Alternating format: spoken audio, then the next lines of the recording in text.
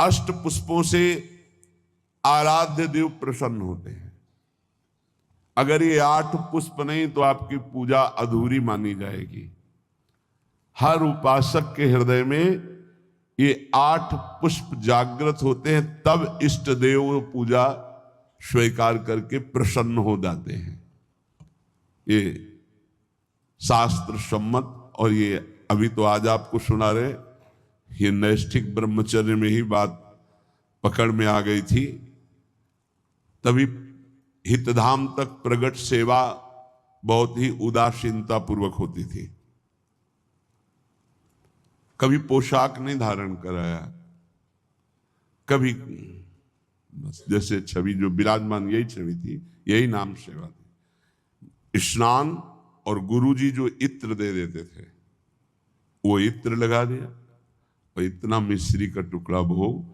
और हर समय हमारे अंदर यही था कि प्रियाजू का भोग और प्रियाजू के पुष्प कुछ अलग होते हैं, उनकी प्राप्ति हो पहले। अहिंसा सत्यमस्तेयम ब्रह्मचर्य मकलकता एतानि मानसान्याहुर व्रतानि हरितुष्टये। क्या कह रहे हैं? जो इन व्रतों का पालन करता है उसको 8 पुष्प प्राप्त होते हैं। जो पुष्प हैं हम उनका नाम अभी बताए देते हैं, पर उन पुष्पों की प्राप्ति का उपाय बता रहे हैं। पुष्प है अहिंसा प्रथमम पुष्पम, द्वितीयम कर्णग्रहा, तृतीयकम भूत दया, चतुर्थम शांतिरेव च, समस्तु पंचमम पुष्पम, ध्यानम चैव तु सप्तमम, सत्यम चैवाष्टमम पुष्प, मेतैस्तुष्यति केशवः। ये 8 पुष्प हैं, ये उसको प्राप्त होते हैं। इन्हीं पुष्पों से भगवान को अधीन किया जाता है, इन्हीं पुष्पों को भगवान पसंद करते हैं। जो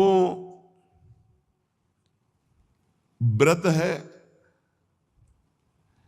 ये कायिक व्रत कहा जाता है, जिसमें हम फलाहार रहते हैं, दुग्धाहार रहते हैं या जल पीकर रहते हैं।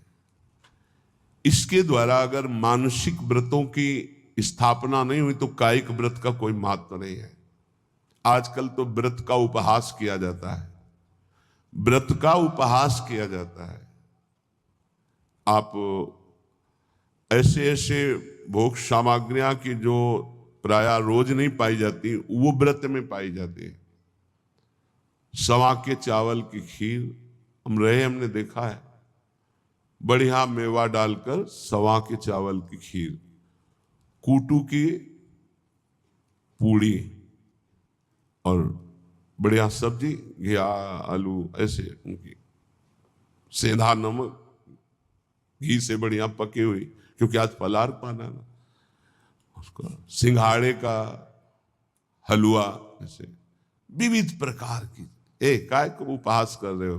ये व्रत है? एक दिन में मर जाओगे, कूटू और सिंघाड़ा और दुनिया की चीजें इकट्ठा कर रहे हो। अगर कोई कायिक व्रत रहना है तो उसका फल है मानसिक व्रतों की प्राप्ति होनी।